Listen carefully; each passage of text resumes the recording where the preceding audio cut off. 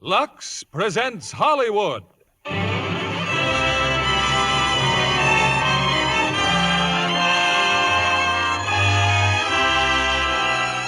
Lever Brothers Company, the makers of Lux Flakes, bring you the Lux Radio Theatre, starring John Wayne, Mel Ferrer, and Mala Powers in She Wore a Yellow Ribbon. Ladies and gentlemen, your producer, Mr. William Keeley.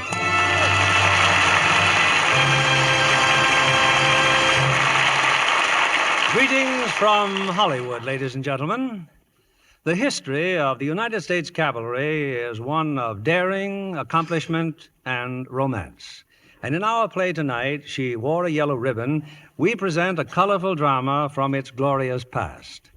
As our stars of the RKO screen success, we present one of the most popular actors of today, John Wayne.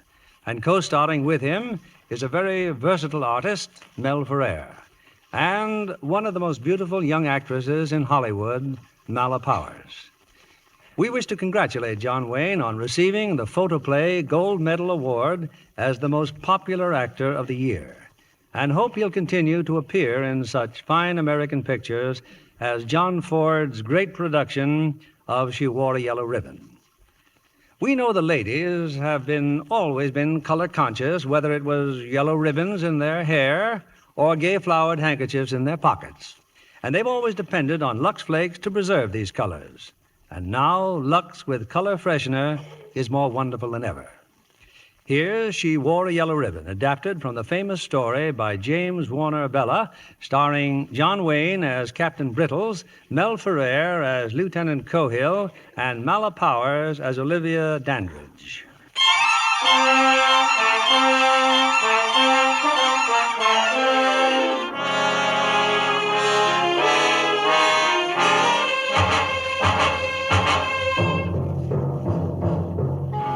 It is 1876. Custer is dead. Custer and over 200 men of the 7th Cavalry. It's more than just a victory for the Indians. It is a signal to unite.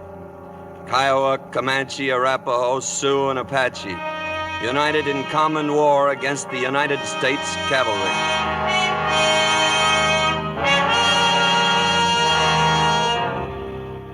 Our post is far to the south of the Little Bighorn. Fort Starke, isolated, kind of lonely for some, I guess. Anyway, this day started like 1,000 others before it, with Sergeant Quincannon standing in the doorway of my cabin. Good morning, sir. 542, sir. 541. And a lovely morning it is, Captain Darlin. Coated in blazes. News? As follows, sir. Mrs. Jameson had her baby. The stagecoach run from here to Sudrow's Wells has been discontinued. And there's a dispatch rider in from the Desert Patrol. Well? Private Mackenzie got himself shot, sir. Boy or a girl for Mrs. Jameson? A little trooper, sir. When does the stage stop running? Finished, sir. No more stagecoach, sir. Mackenzie, is he bad off? No, sir. Good man, Quincannon. He'll make corporal in 5 or 6 years. Yes, sir. Well, scratch another day off that calendar. Just 6 more days, Captain Darlin. 6 more days and you're retired, sir. I am well aware of that, Quincannon. The Army will never be the same without you, sir. The Army is always the same. The sun and the moon change, but the Army has no seasons. But here you are in your prime, sir, and they're turning you out to pasture. That's a willful abuse of the taxpayers' money, sir. The only tax you ever worried about was on whiskey. I beg your pardon, sir. I guess you have a reason for busting in, Mr. Cohill? Sir, Sergeant Tyree's just entered the post. He's got half the Paradise River Patrol with him, sir, and the paymaster's coach. Keep talking, mister. Well, the paymaster's dead, sir. Gunshot wounds. Dead when Tyree found him, sir. Where? Near Red Butte, he said, sir. The money box is gone. Gunshot wound. Yes, sir. Though the coach is stuck full of arrows, too. Well, tell Sergeant Tyree to report at once to Major Alshard's quarters. Take over morning inspection, Lieutenant. Yes, sir. And tell Tyree to bring one of those arrows with him. Now, let me look at that arrow again. You sure it's not Kiowa, Captain? No, and it's not Comanche nor Arapaho either, Major. Not with those color bands. Sir, with your permission, All right, Tyree, put in your 2 cents worth. Well, sir, These arrows with the yellow, white, and red bands are the signs of the Southern Cheyenne. And I've seen bannocks and snakes with the same color. Yes, sir, but looking at the clan mark, this mark right here, it's the sign of the dog. Then tell me, what in blazes would Cheyenne be doing this far south? That ain't my department, sir. Alert the post, Sergeant. Yes, sir. And get some rest. Thank you, sir. Well, Nathan, any ideas? I'll go out in the morning, pick up the patrols, and drive those Cheyenne back where they belong. Well, let me think on it, Nathan. I'll let you know later.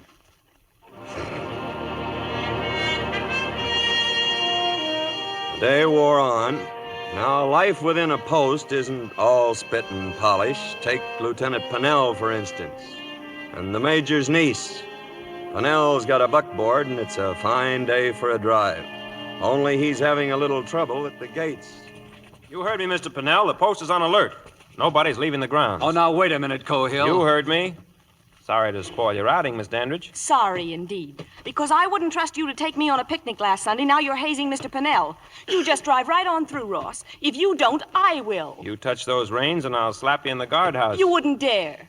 Someone placing you under arrest, Miss Dandridge? It's Lieutenant Cohill, Captain. He suddenly decided that he can order me around. Sir, I was merely following I orders. believe you interrupted the lady, Mr. Cohill. He certainly did. Now, I don't want to make a scene, Captain. But First Lieutenant Cohill has made up his mind that Second Lieutenant Pennell hasn't rank enough to be seen in my company. Sir, if I now could just... you're interrupting. Yes, sir. Any further complaint, Miss Dandridge? Complaint? Oh, I'm not complaining, Captain. Aha. Mr. Cohill, wipe that grin off your face and state your case. Sir, I've denied Mr. Pennell permission to leave the post. And for what purpose did you wish to leave the post, Mr. Pennell? Picnicking, sir.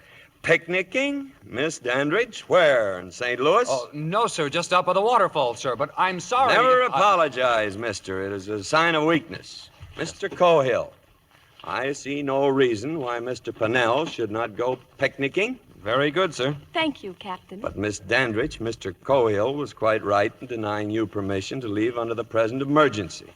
If you will be so kind as to get out of the buckboard. Oh, but really... Your arm, ma'am. Thank you. Mr. Pennell, you may proceed with your picnic. This way, Miss Dandridge. Ask Lieutenant Pennell. Yes, sir. Where'd you say you were holding your picnic? I'll tell you where. At Delmonico's in New York about 2 months from now. With Olivia, see? And I won't be wearing any blue suit either, bub. Get out! The Major sent for me early that evening. He had made up his mind. I guess there's no other course to take, Nathan. Find those Cheyennes and push them back. Oh, by the way, here's the last report on Custer's outfit. 212 men, Nathan. Headquarters expects a hard and bloody winter. Sitting Bull preaching a holy war. I want you to take every precaution. These names. George Armstrong Custer, Tom Custer, Boston Custer, Calhoun, Cook. Yes, I expect you knew most of them. I expect I did. Harrington, Keogh, Miles Keogh. Yes, Mac. A hard and bloody winter. Oh, Nathan, those flowers over there, Abby picked them. She thought maybe for Mary's grave. Oh, well, I was figuring to stop by there now and... Yes, I know. Never miss a day, do you? Oh, thank her for me, will you, Mac? They're real pretty flowers. It's 9 years, Mac. 9 years last month.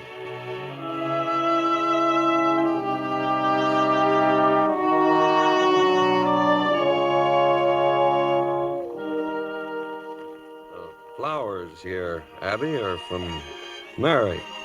She raised them herself. Well, only 6 more days to go, and your old Nathan will be out of the Army. Haven't decided what I'll do yet. Somehow, I just can't picture myself back there on the banks of the Wabash, rocking on a front porch. No, I've been thinking that maybe I'd push on west to the new settlements in California. Anyway, I'm taking the troops out in the morning. Some Cheyennes around, so I pick up the patrols and drive them back north. My last mission, Mary.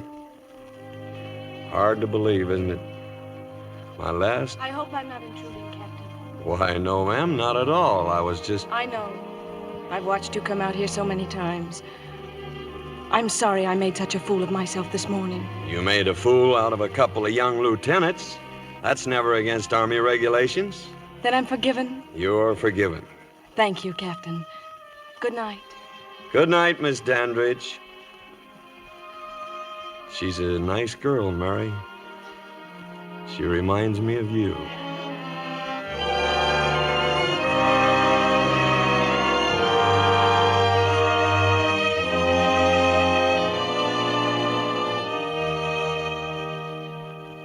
At dawn, the troop was mounted and ready to leave, till Sergeant Quincannon came up driving a wagon.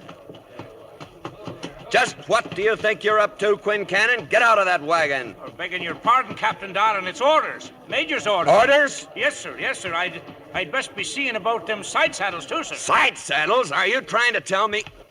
I'll be at Major Alshard's quarters. All right, Eddie. Hold on, Nathan, hold on. I know. What in blazes does this mean, side saddles, a covered wagon filled with women's junk? I can't hamper this patrol with a wagon, particularly this patrol. Nathan, I'm sending my wife and niece with you. What? They're to go as far as Sudrow's Wells and take the stage east from there. This is an order. I want to protest that order. I expected you would. There's pen and paper, so put it in writing. I intend to. I sat up half the night with this, Nathan. I can't keep Olivia here. She ain't Army. I'll say she ain't. For the following reason. You want some coffee? No. Yes. 1, there is a party of Cheyenne raiding this territory. I have a feeling that every woman will... How many R's are there in territory? 2. Oh. Here, here's your coffee. Poor Abby. She says everyone will think she's running away.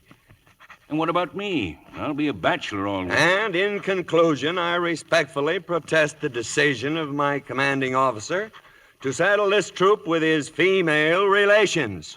1 L in relations. At this critical hour. Signed, Nathan Brittles, and so forth. It sounds very good, Nathan. I'll be glad to file it. Oh, believe me, I hate to hamstring you this way, but you will take every precaution. Of course he will, dear.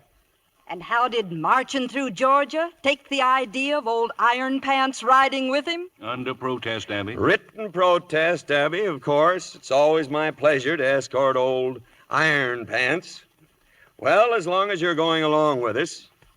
Abby, that is the dad-blamedest outfit I ever did see. Quincannon's old britches. A little baggy, I suppose, Nathan, but they'll do for the trail. Now, where's Olivia? Is she ready? She's been ready for an hour. She's probably outside with one of your lieutenants. Well, kiss the old man of yours and say goodbye. Time we get out of here.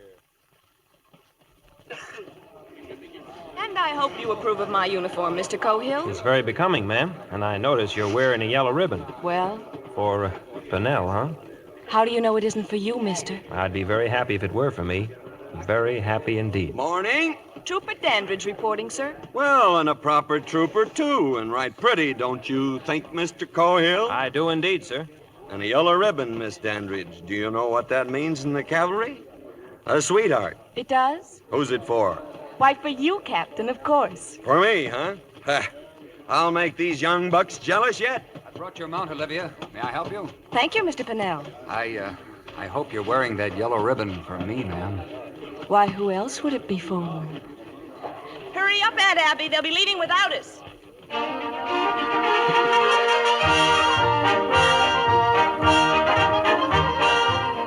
So we left the post. Just another routine mission. Folks waving goodbye, kids yelling, dogs barking. Only one thing in particular caught my eye. As we rode past the store, I saw Mr. Reinders, the sutler, in the back of the stable. He was hitching up his buckboard. Some hours later on the trail.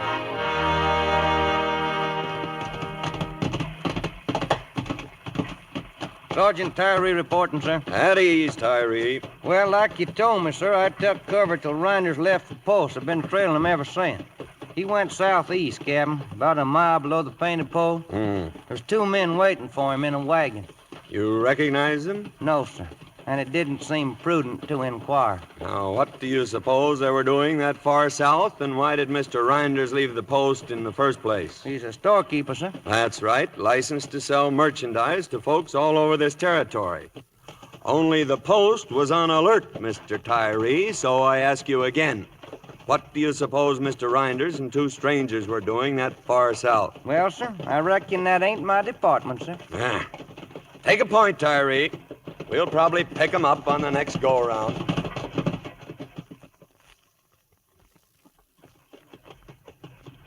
Romantic, isn't it, Miss Dandridge? Guidons gaily fluttering, bronzed men lustily singing, horses prancing, and bunions aching. Must you always be so vulgar, Mr. Cohill? The cavalry doesn't go in for refinements, Miss Dandridge. Cavalry? This ridiculous business of dismounting and walking every hour or so, you might as well be in the infantry. We soon would be if we didn't ease these mounts.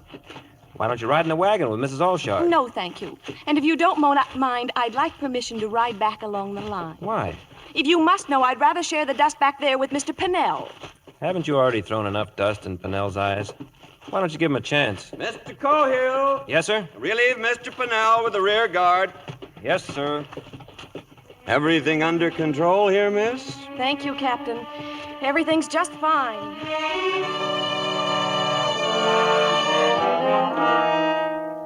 An hour later, Tyree found something he wanted me to see. I told Cohill, Pennell, and the bugler to tag along. Far off against the hills, a long, low cloud of dust was rising. Traveling the same direction we are, sir, toward Sudrow's well. Can you make 'em out, Sergeant? Looks like Arapaho, sir. Field glasses, Mr. Pennell. Yes, sir. They're moving the whole village, wagons, lodgings, and all. Yeah. Tyree, I don't know where you got your brains, but God must have given you that pair of eyes. They're Arapahos, all right, heading the same way we are. Now, why would they be moving on Sudrow's wells? My mother didn't raise no sons to be making guesses in front of a Yankee captain, sir. Well, I'd soon find out if... there's no use even thinking about it. We can't risk it with these women. Arapahos? Yes, Mr. Cohill, and I don't like it. So we'll turn east, gentlemen. Give 'em a wide berth. But we'll lose half a day that way, sir. The ladies may miss the stage, sir. Would you rather that they missed their scalp, sir? Get back to the column, both of you. Yes, sir. Yes, sir. I'm sorry, sir. Oh, shut up. By late afternoon, we reached the canyon country. With any luck, we'd be at Sudrow's wells by morning. Thought you didn't like the wagon, Miss Dandridge. You don't have to shout, Mr. Cohill. My aunt's trying to take a nap. Well, I've only got one thing to say to you. Why don't you take your hooks out of Ross Pennell? He's got the makings of a good officer. You are not his guardian, nor mine, Mr. Cohill. Well, I'm telling you just the same. Ross is a spoiled rich kid, and the Army's his only chance. So if you can't take the Army, leave him alone. Just before dusk, we reached the rim of a valley. And down below was a sight likes of which I hadn't seen in years. Why, they're buffalo, sir. I admire your intelligence, Mr. Cohill. First time the herd's been this far south since the, summer of '68. That right, Quincannon? Correct, sir. It looks just like the good old days, sir. Buffalo meat and whiskey 50 cents a gallon, sir. You ever see a buffalo, Mr. Pennell? No, sir. Well, I doubt if the ladies have either. You may escort them as far as those rocks. The view might please them. Thank you, sir. And what you're thinking, Mr. Tyree? And don't tell me it ain't in your department. Well, Captain, if I was a young hot blood like Redshirt anxious to show off before them Cheyenne dog soldiers, I'd be walking in front of one of them council fires tonight telling them that I was the one that made the medicine that brought back a buffalo.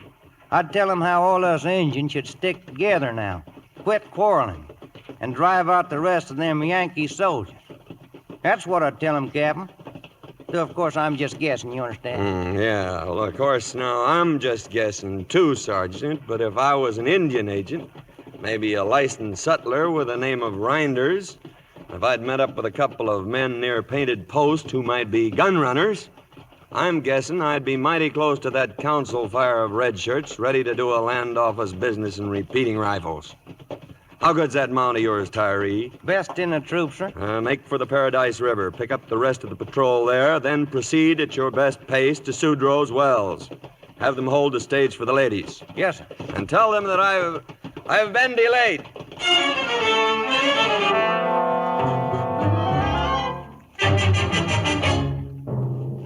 If we kept moving all night, we'd reach Sudrow Wells by dawn.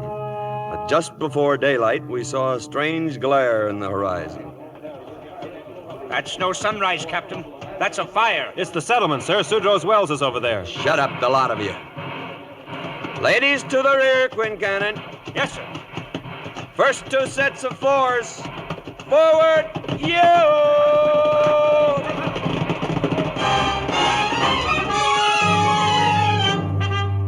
We rode into Sudrow's Wells at top speed. But all that was left was a huddle of survivors and a pile of ashes. We'd come too late.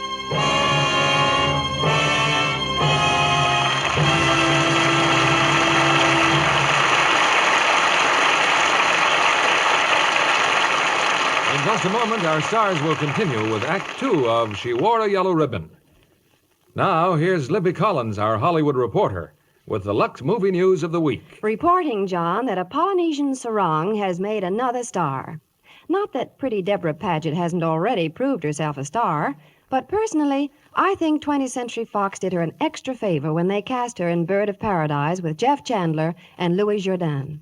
17-year-old Deborah didn't climb the ladder of success. She practically flew up. But it's not surprising. She has actors aplenty on her family tree. I just wonder what her ancestors, Baron de Stager and Lord Paget, would say to that sarong. Deborah, in Technicolor, makes one of the prettiest Polynesians I've ever seen. Louis Jourdan falls in love with her, but native taboos complicate their courtship. Just one bit of advice, girls. Bird of Paradise doesn't have a happy ending, so take along your handkerchiefs. You'll have a lovely cry. Does Deborah wear sarongs throughout the picture? That's right. And Deborah doesn't need Paris designs to look beautiful. The studio did make one important improvement on native washing methods. They took an 8-week supply of wonderful new Lux with color freshener to Hawaii, where the picture was filmed. It was so important in the Technicolor shots to keep Deborah's bright Polynesian prints sharp and dramatic, they wouldn't risk any other way of washing. There's nothing in the world just like wonderful new Lux with color freshener. Hollywood studios insist on it, and the stars themselves say it's more marvelous than ever. This remarkable new Lux is ideal for white things. You know how often white blouses get yellowed or gray-looking. Well, new Lux with color freshener keeps them dazzling white as new. Prints have such zing and snap you can hardly believe your eyes. All colors stay bright and beautiful, just the way you want them. Thanks for the tip, Libby. If New Lux with color freshener does that for a sarong, think what it can do for your spring prints, your summer dresses and blouses. Why don't you get a big box tomorrow? I'm sure you'll love it, just as Deborah Paget and so many Hollywood stars do. Give your washables that nicest new Lux look.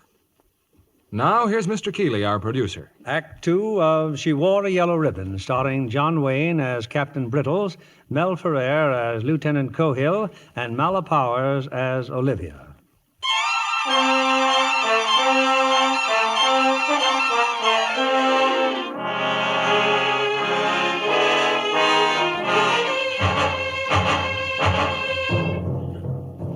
Among the survivors at Sudrow's Wells were 7 men from the Paradise River Patrol under Corporal Quain.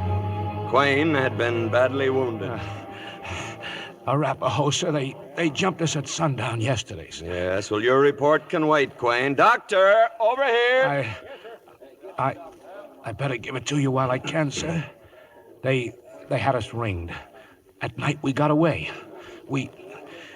We made it to the relief point, sir, but you weren't there. Just Sergeant Tyree alone, I sir. wanted to be there, Corporal. We got here before midnight, and then they closed in. Thank you. A good, clear report, Corporal. Show up in your record when you come up for that extra stripe in 2 or 3 years. Thank you, sir. Who are they, Tyree? Cheyenne dog party. About 30 Arapahoes with them. They banded up under Red Shirt. Well, that blows the lid, doesn't it? How many dead here? 5, sir. Ma and Pa Sudrow, 1 other woman, 2 men. Children see it? No, sir. Found them hiding in the smokehouse. Tyree, I think it's about time I did retire. Sir, one of the dead is Trooper Smith. Smith? Wasn't for him, sir, there'd a lot more of us been gone. Smith? I served under him for more than a year, sir. Wilderness campaign. Oh, yes, I know. Mr. Cohill. Sir? Where are the women? They've rounded up the children, sir, getting them quieted down, sir. Assign a burial party, Mr. Cohill. Then I'll want this column moving again within an hour. There's a storm coming up.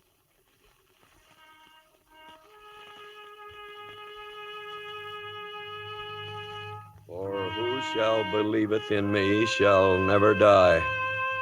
I commend to your keeping, sir, the souls of John Sudrow and his wife Martha, Albert Bridges and his wife Annie, and also the soul of Rome Clay, late Brigadier General, Confederate States Army, known to his comrades here as Trooper John Smith, United States Cavalry, a gallant soldier and a Christian gentleman.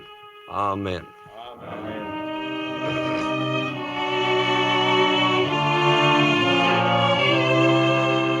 We buried the dead and made ready for the journey back to Fort Starke.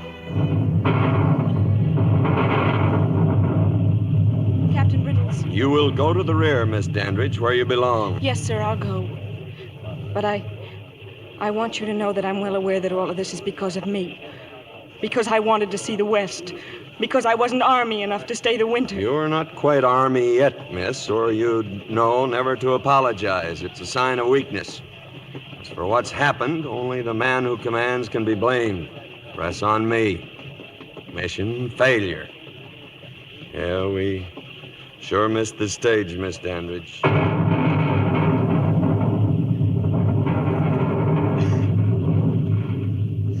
Pass the word. Quain's doing fine. Pass the word. Quain's doing fine. Pass the word. Quain's doing fine. What are they talking about, Mr. Cohill? Corporal Quain, the doc says he'll be all right. Oh, I'm so glad. Why? He's just another dog-faced soldier in dirty shirt blue. What's he mean to you? Did you ever dance with him at the fort? Did you ever speak to him? No, of course you didn't. Quain's not a gentleman. I've been finding that some lieutenants' bars are no guarantee of a gentleman either. You're glad about Quain, sure. But only because it puts the happy ending to the story you'll take back east to your tea parties. Well, now you can tell him you've seen it all. A real Indian fight, a man with an arrow sticking in his chest. Why do you have That should make your tour just about perfect. If you don't mind, Miss Dandridge. Yes? Mrs. Alshard is a rough time in that wagon, helping with Quain and all. Would you spell her for a while? Certainly, Captain. Thank you. Mr. Cohill, did anyone ever take down your breeches and tan your hide? Why, no, sir. That is, yes, sir, my father, sir, with a strap. Well, I'm just old enough to be your father, bub. Now get out of here. Take a point.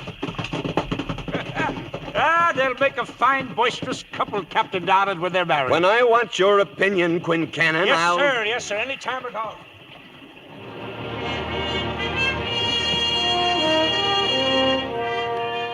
Rain let up that afternoon, and at dusk I called a halt. We'd stop a while and rest. We needed it. All of us. I wouldn't go any further if I were you. Captain Brittles said we'd be here for 2 hours. I didn't hear him say anything about taking a walk. There's probably 100 hostiles out there. You think that's a whippoorwill? Come on, Olivia, let's go back. I can walk alone, thank you. Olivia, please. The old man says don't ever apologize. It's a sign of weakness. But I'm sorry for everything I've said and done. Oh, honey, you know how I feel about you. Flint, if you'd only... All right, Cohill. Let's get her over with.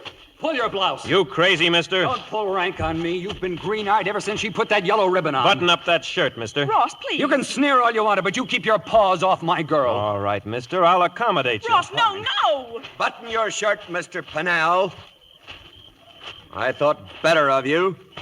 4 years out here and still acting like a wet-eared cadet on the Hudson.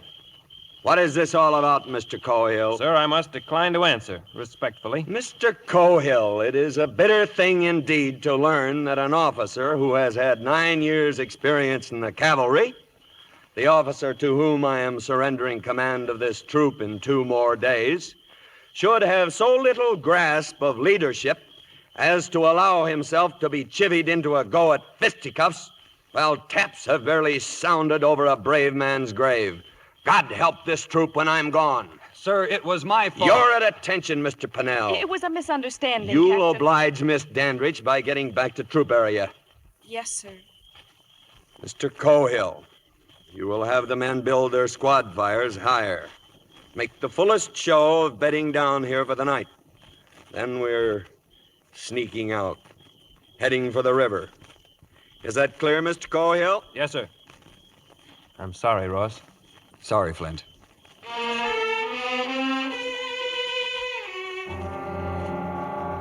As usual, I had sent Sergeant Tyree to scout up ahead.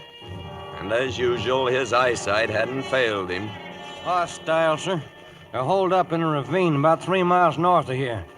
Only that ain't all. Well? They got visitors. Our old friend Reinders. Right smart of trading going on right now. Repeating rifles. Mr. Reinders, huh? Oh, pass the word to Mr. Pennell. The 3 of us are going up to that ravine. The darkness helped us. We got to within maybe 100 yards of the Indian encampment. They'd built a big council fire. There was Reinders and his friends bargaining with Redshirt over the rifles and the wagon. Well, what's the argument now? Same thing, Reinders. Redshirt keeps saying that $50 apiece is too much. Too much, huh?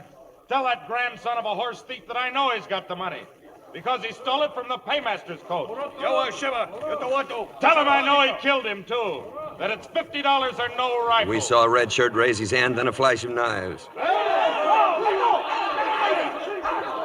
They dragged the white men, still living, and threw them on the fire.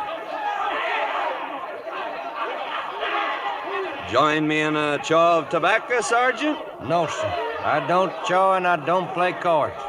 Chawing tobacco is a nasty habit. It's been known to turn a man's stomach. Mr. Pennell? I'll take a chaw if you please, sir. Here. Now let's go. You still figuring on resigning, Mr. Pennell? No, sir.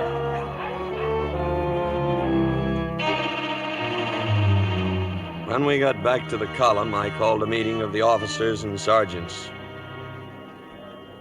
All present, sir.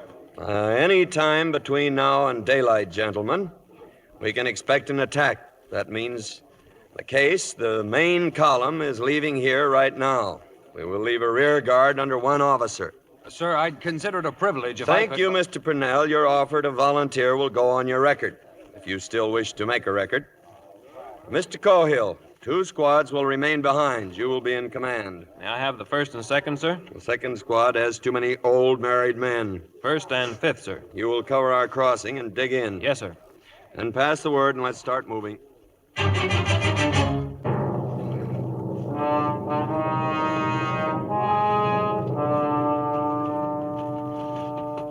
Lieutenant Pennell reporting, sir. The main column is safely across the river, all but you and Miss Dandridge, sir. Stand by. Mr. Cohill, as you know, this is the only crossing within 20 miles. So you've got to buy me some time. You've got to buy me a long day. Then we'll do it, sir. I know you will, Flint. Flint. Took you 9 years to call me that, sir. And it was well worth waiting for. Well, we'll get you out of here, son. Just hang on. We'll get you out of this pocket by noon tomorrow. Mount your horse, Miss Dandridge. Flint, wait!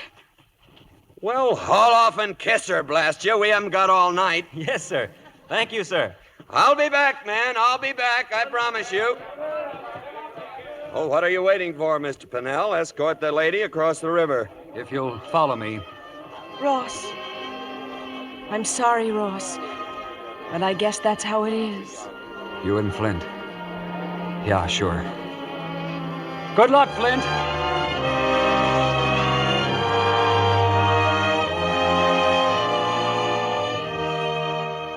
You're worn out, Nathan. The report can wait till later.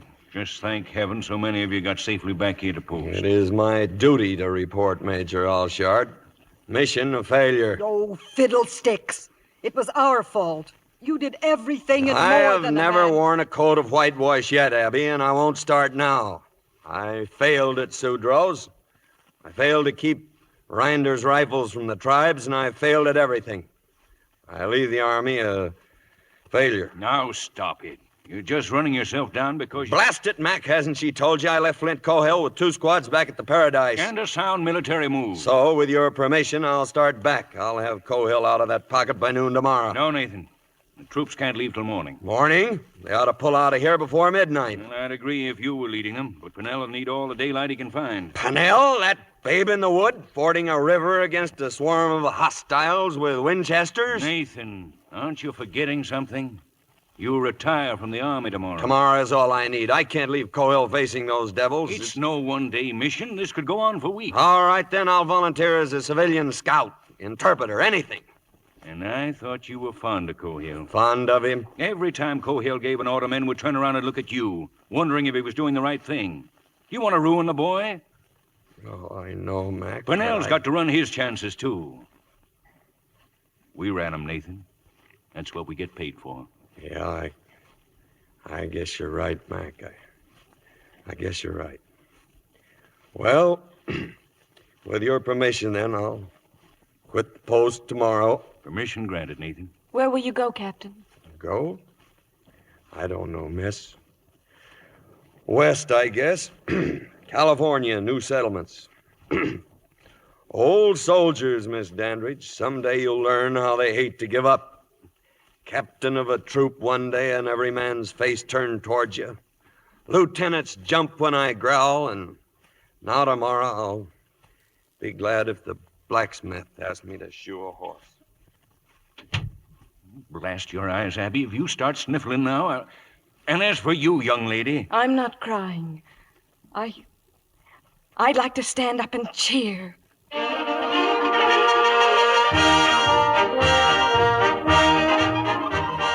At dawn the next morning, I reviewed the troops. My last review. They had a present for me. Watch and chain, solid silver, brought in special. St. Louis. It's engraved on the back, sir. Captain Brittles from C Troop, lest we forget. Lest we forget. We had hoped to hold a dance in your honor, sir, but under the circumstances... Oh, thank you. Thank you all. You will do me one last favor, Mr. Pennell. Take your troop and proceed on your mission. Yes, sir. Forward! Yo! Good luck, C Troop. Good luck.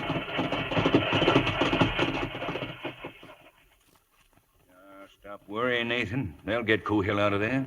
But that's not enough, is it, Mac? Within a week, those hostiles will be here on your doorstep. Then what? Oh, we'll take care of them.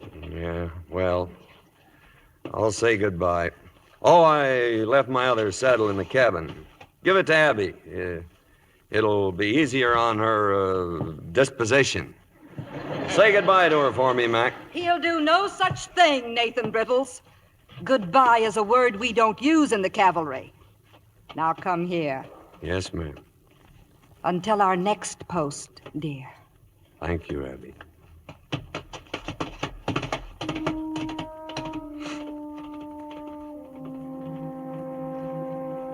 Once out of sight of the post, I swung east toward the Paradise River. I had a plan. I had witnessed Rinder's murder, but I had seen more than that. Among the Indians around that council fire, I had seen an old man. Pony that walks. I had known him from years before. Yes, I had a plan.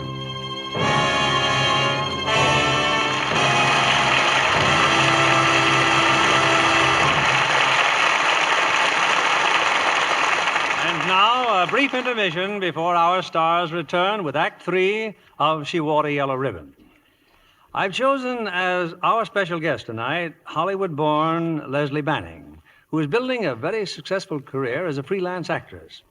You've made a picture recently at RKO, haven't you, Leslie? Well, yes, I have, Mr. Keeley. But I haven't even seen the rushes yet. Well, I'll let you in on a secret. John Farrow, the director, told me you've done a splendid job. Well, that's good news, Mr. Keeley. You did better than my spy. And who was that? Jane Russell. She's my sister-in-law, you know. Oh, yes, of course. While Jane was working on Howard Hughes' production of His Kind of Woman with Robert Mitchum, I asked her to get some inside information, but she wouldn't talk. Perhaps you should have asked Jane to sing. You know, she plays a sultry nightclub singer in search of romance, and naturally, she finds it with Robert Mitchum in this action-packed drama. Glamour and sophistication become this new Jane. Practically swooned over the gorgeous clothes she wears in His Kind of Woman. 19 different outfits. Judging by appearances, you yourself can face any clothes competition with distinction. Thank you, Mr. Keeley. You know, one of the reasons it's so easy to keep clothes looking wonderful is new Lux with color freshener.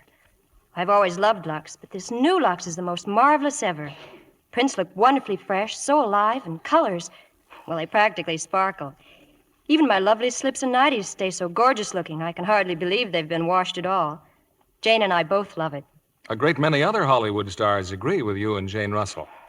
No other way of washing nice things leaves them fresher or brighter.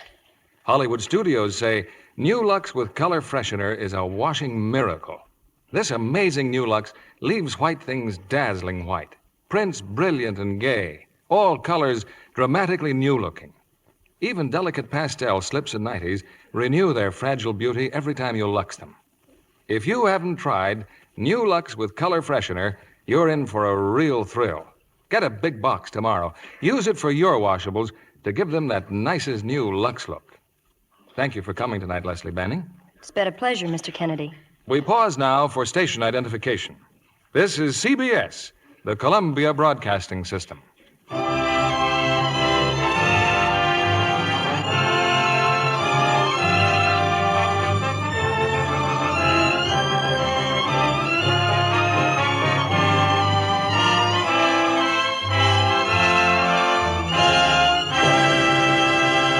The curtain rises on Act 3 of She Wore a Yellow Ribbon, starring John Wayne as Captain Brittles, Mel Ferrer as Lieutenant Cohill, and Mala Powers as Olivia.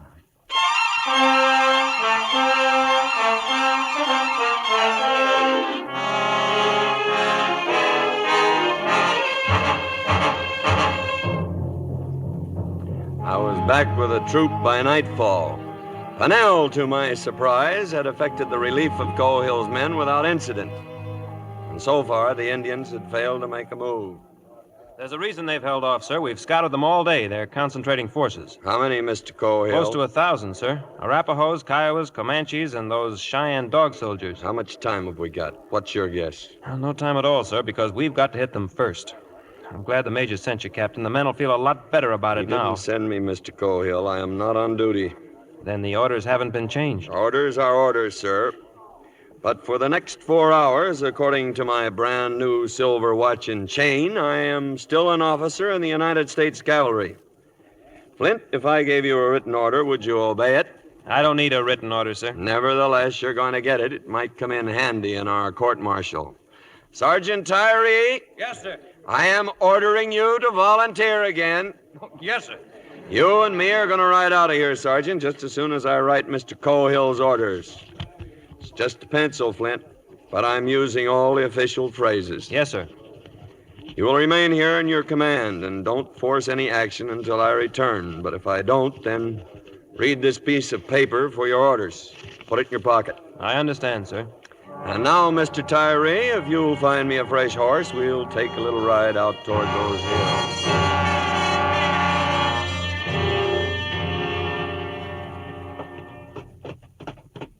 Not that it's any of my business, sir, but may I ask where we're going? That's a foolish question, Sergeant. You know as well as I do. Yes, sir. To the Indian encampment. You aiming to powwow with Red Shirt, Captain? I am not that crazy. No, sir. But there is a chief who might listen to us. Pony that walks. Ever hear of him? Yes, sir, but he's an old man. That makes two of us who've seen enough of war. Yes, sir. In case you don't know it, sir, that ain't a bird. Walk your horse, Sergeant. Hold up your right hand. It's a peace signal. Let's hope they'll see it. They're just over that ridge, Captain. Yeah. Ever been scared, Mr. Tyree? Yes, sir. Up to and including right now.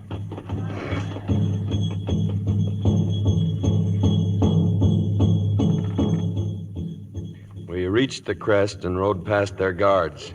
They swarmed in on every side, warriors in full paint, crazy for blood. We forced our way through to the council fire. Their leaders, half a dozen of them, stood in front of us. Then Red Shirt fired an arrow at my feet. We come in peace. This Red Shirt knows, but he answers with an arrow before we can talk. I take his arrow from the ground. I break the arrow of Red Shirt. I spit on his arrow. I will speak with Pony that walks. Nathan, I am Christian. Hallelujah. Old friend me. Long time. I have come in peace, Pony that walks. Take salt, Nathan, take salt. It was plain that the old Indian was tolerated in the council only because of his years. Red Shirt was the leader of this army and nobody else. Red Shirt, very angry. Lili Shichi Saba. Kill. Much blood. Nathan, old friend, smoke pipe. Nathan, smoke. Good. I smoke your pipe, but my heart is sad at what I see. Your young men painted for war. The medicine drum's talking. It is a bad thing. Many men will die. My young men, your young men. No good. We must stop this war. The young men do not listen to me. They listen to big medicine. Yellow hair Custer dead. Buffalo come back. Great sign. Too late, Nathan. You come with me. We hunt buffalo together. Smoke many pipes. We are too old for war. Yes, we are too old for war, but old men should stop wars. Too late.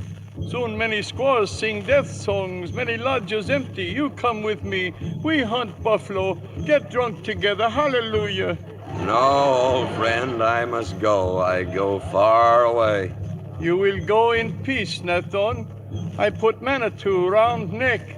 No harm. Wash Kiola.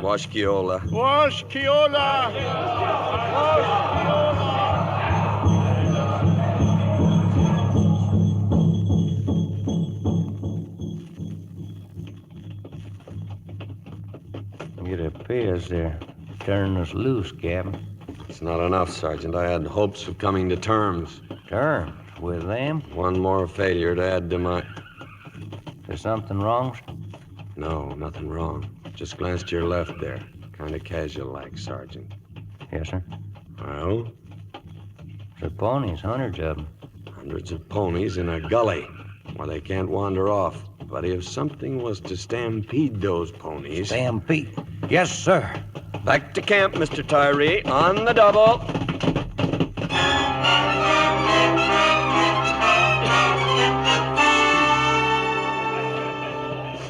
Lieutenant Cohill reporting, sir. Troops ready to move, sir. The men know their assignments. Yes, sir. The column in single file leading mounts. We're to follow you, sir, proceeding with the utmost quiet.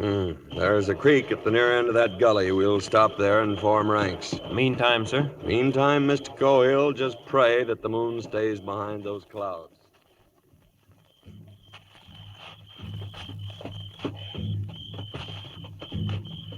Troop, halt. Pass the word. Halt and pass the word. Mr. Cohill, can you read the time by my brand new silver watch and chain? Yes, sir. 12 minutes to midnight, sir. The gully lies straight ahead of us. On signal, we'll gallop through that draw and stampede the herd out the other end into their encampment. Questions, Mr. Cohill? No questions, sir. Mount and pass the word. Mount and pass the word. Mount and pass the word. Bugler? Sir? A count of 3 and sound the charge.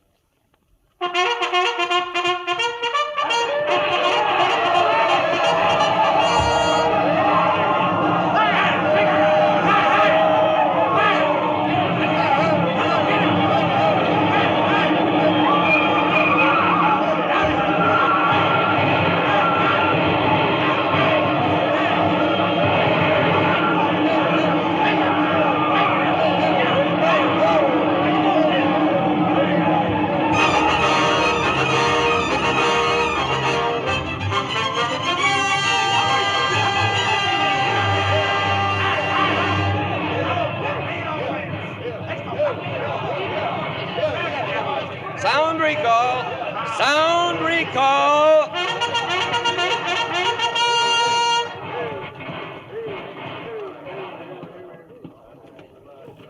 Any wounded, Mr. Cohill? No casualties, sir. No casualties.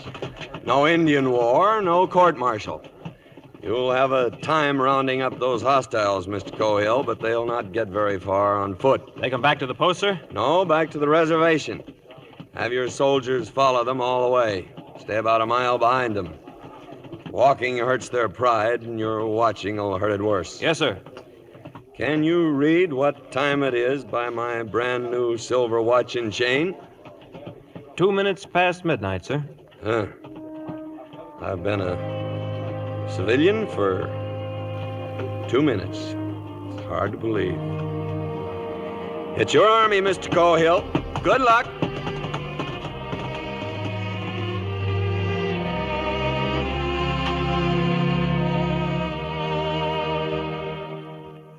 Captain Brittles just said goodbye and rode away. Is that it, Mr. Cohill? Yes, Major.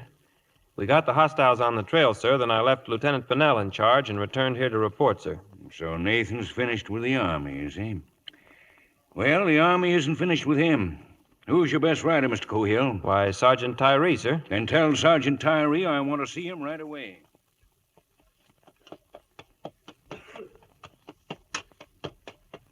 Yahoo! Captain Brittles! Tyree? Been half a week running you down. If you think you're going to California, Mr. Tyree, you're... Just bringing a message for you, sir. Huh? From a Yankee War Department by way of Major Olshaw. I knew it. Dad blasted, I knew it. Where's my spectacles? Every time a man...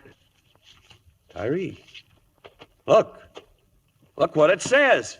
It's my appointment, Chief of Scouts with the rank of Lieutenant Colonel. And will you look at those endorsements? Phil Sheridan, William Tecumseh Sherman, and Ulysses Simpson Grant, President of the United States of America. There's 3 aces for you, boy. Yes, sir. I kind of wished you'd been holding a full hand. Huh? Full hand? What do you mean, full hand? Robert E. Lee. Oh. Well, it wouldn't have been bad. Let's get back, boy.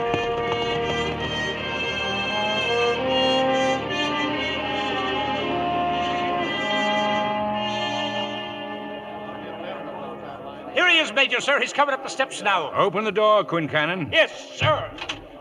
Ladies and gentlemen, Lieutenant Colonel Brittles. What's going on here, anyway? Just a dance in your honor, sir, to welcome you back. And I might add, you kept us waiting for some time. Well, I'm sorry I'm late, Mac, but I didn't even Don't know apologize, Colonel. It's a mark of weakness. Well, proceed, Bandmaster, proceed.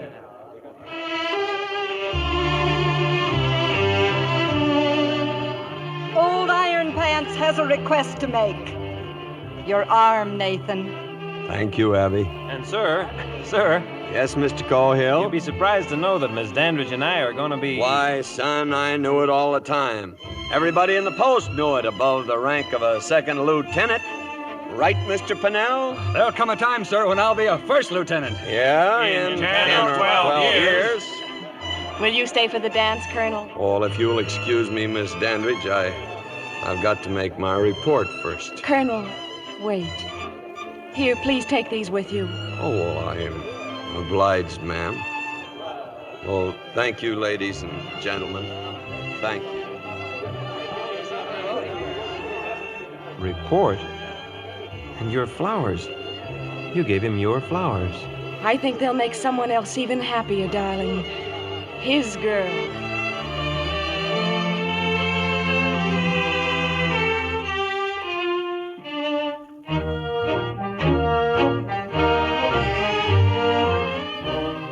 So ends the story of Captain Brittles and the troops he led.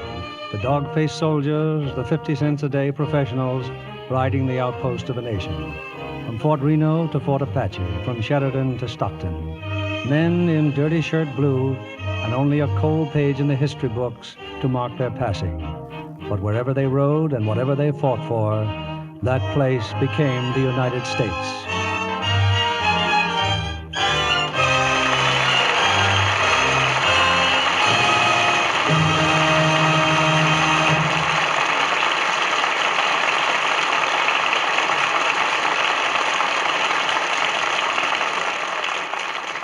I hope you enjoyed the show as much as I did. Now I know you'll want to meet our stars personally, so in just a moment, Mr. Keeley will be back with them for a brief chat and to tell you about next week's show. But first, I'd like to give you my own experience with this wonderful new Lux with color freshener. I was so excited myself the first time I tried it, I could hardly believe my eyes. You know, here in Hollywood, we see so many wonderful things that when the stars themselves say it's the most marvelous thing that ever happened to their favorite Lux, you can be sure it's really sensational. I call it a beauty bath for colors. Take my white blouses. They stay whitest white time after time. And my prints, they look so vivid and alive after a Lux bath, I think I must be dreaming. Just for fun, I've tried new Lux for practically all the colors in the rainbow, and they just sparkle like new every time. Won't you try it? I'm sure you'll love it just as much as I do. Do me a favor, won't you? You'll be doing yourself one. Get a big box of new Lux tomorrow and give your washables that nice as new Lux look. Now, here's Mr. Keeley with our stars. And here they are to receive your special thanks. John Wayne, Mel Ferrer, and Mala Powers.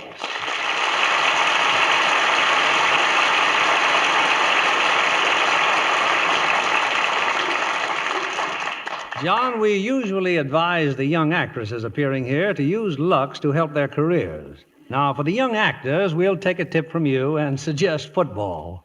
Well, it is true that I went from football to making pictures, but my wife has always used Lux Flakes, and there you have the complete story of my life.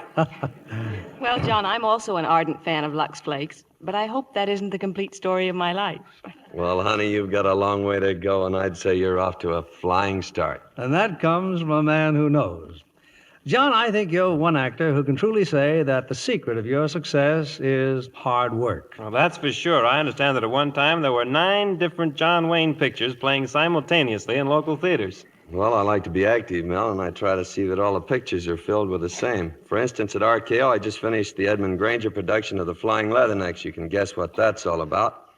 We're soon leaving for Ireland to do a film with John Ford. Well, why don't you stay with us at RKO and do another picture? Well, okay, Mel. I'd really like a chance to direct something for Howard Hughes like you've been doing. I suppose, John, you're talking about Mel Ferrer's wonderful direction of Faith Domergue in Vendetta. That's exactly what I'm talking about. Producing, acting, directing. Now you know the secret of John Wayne's success. Hard work. Well, speaking of hard work, Bill, what are you doing here next week? Mel, we've really selected an exceptional cast for next week's play, and we'll present them in Metro-Goldwyn-Mayer's electrifying drama, The Red Danube. And from the original cast, we have 3 great stars: Walter Pidgeon, Peter Lawford, Janet Leigh. You won't want to miss this gripping story combined with a tender romance. It sounds wonderful. Good night. Good night. Good night, and all our thanks.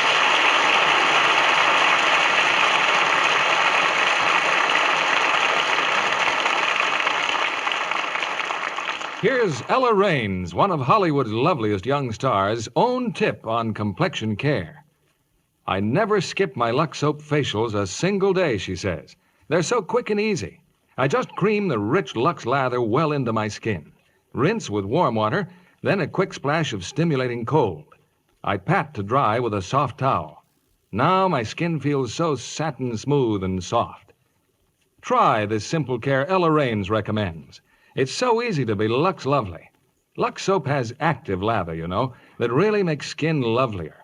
That's why 9 out of 10 screen stars use fragrant white Lux toilet soap regularly.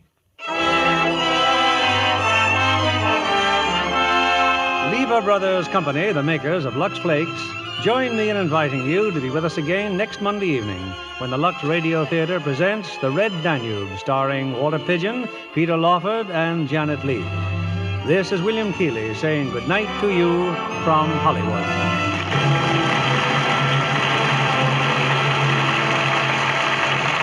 Mala Powers appeared through the courtesy of RKO, producers of Payment on Demand, starring Betty Davis and Barry Sullivan. Heard in our cast tonight were Barton Yarborough as Tyree, Bill Johnstone as the Major, George Neese as Pinnell, and Wally Mayer as Quincannon. And Sandra Rogers, Norman Field, Dan Riss, Paul Dubov, and Eddie Marr. Our play was adapted by S.H. Barnett. The original story was by James Warner Bella. Our music was directed by Rudy Schrager. This is your announcer, John Milton Kennedy, reminding you to join us again next Monday night to hear Walter Pidgeon, Peter Lawford, and Janet Leigh in The Red Danube. Stay tuned for My Friend Irma, which follows over these same stations. This is CBS, the Columbia Broadcasting System.